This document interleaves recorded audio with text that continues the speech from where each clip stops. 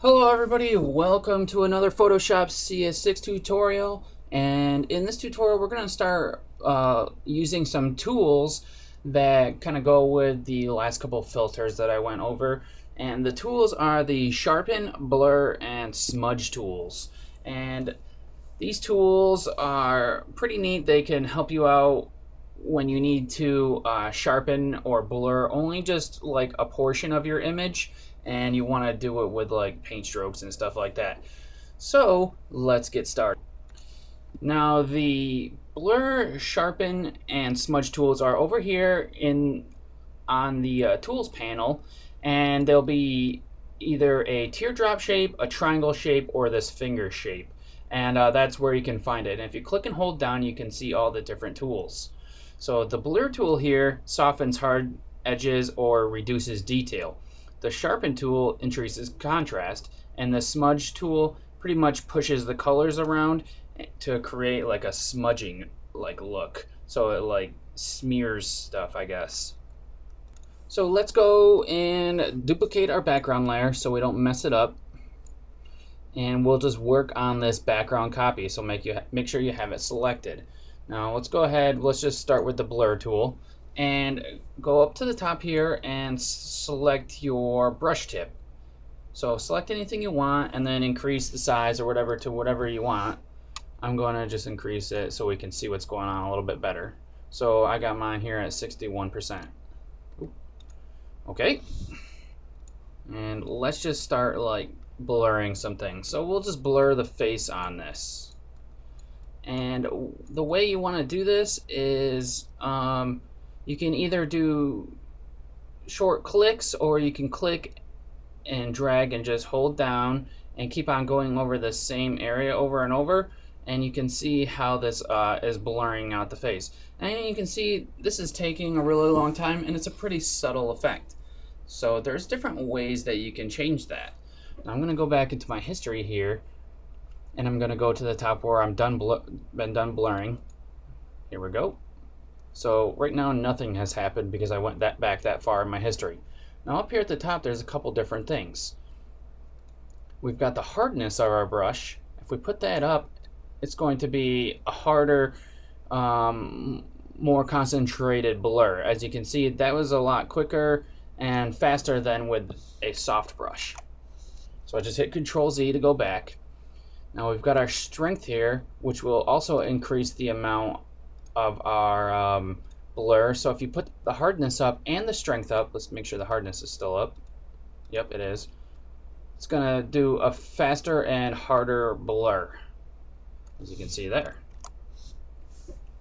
Now if I have sample all layers checked here, it's going to blur everything in the whole document. So just realize that when you have this sample all layers.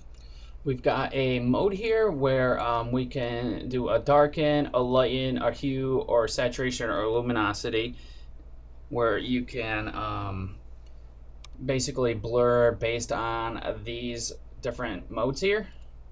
So go ahead and experiment. So I'll go with darken right here, and you can see how this is different than just the normal.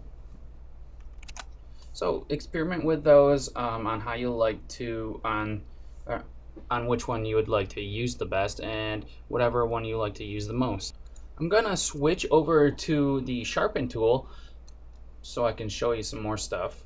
So we've got the sharpen tool here, and a new option comes up that's called protect detail. And this basically just minimizes pixelation while maintaining details. So I'm going to go ahead and use this, and I'm going to use my right bracket on my keyboard to increase my brush size. I'm going to go along like these glasses. We're going to sharpen these up. So I'm just going to zoom in so we can see a little better. And I can bring this down. So let's start trying to sharpen up this image here. You can see what's going on here. It's increasing the contrast. They're getting way darker, and then like the brights are way brighter and the darkers are way darker, and now his sunglasses are like way different colored, as you can see there. So that's what the Sharpen does. Now obviously I applied that way too hard, so if I maybe just wanted to go across it once, and then you can see the difference that way.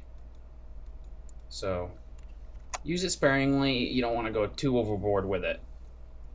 Let's go to the smudge tool, and yet another new option comes up called finger painting, and it uses the background color as the smudge. So if you have it deselected, if you don't have this selected, it's just going to use whatever's underneath your pointer or whatever's underneath your brush to smudge. So let's go ahead and smudge the lips.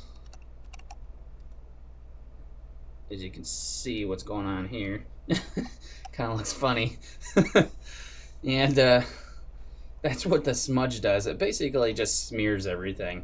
Now let's go ahead and use since these images are the same, if I apply the finger painting method to it, it's going to be, it's using like it's a little different than what I expected. I expect it to go white.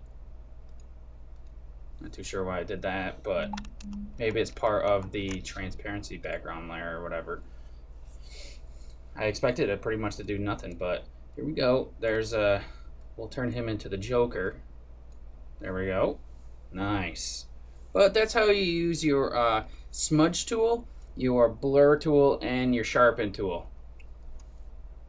So use the blur tool to soften hard edges or reduce some detail. You can use the sharpen tool to increase contrast along the edges, and that in turn increases the sharpness, obviously. And you can use the smudge tool to create like I don't know, kind of like a wet paint effect, I guess, painting or smearing effect. So that's how you use these different tools, and hopefully you can use them in your next project.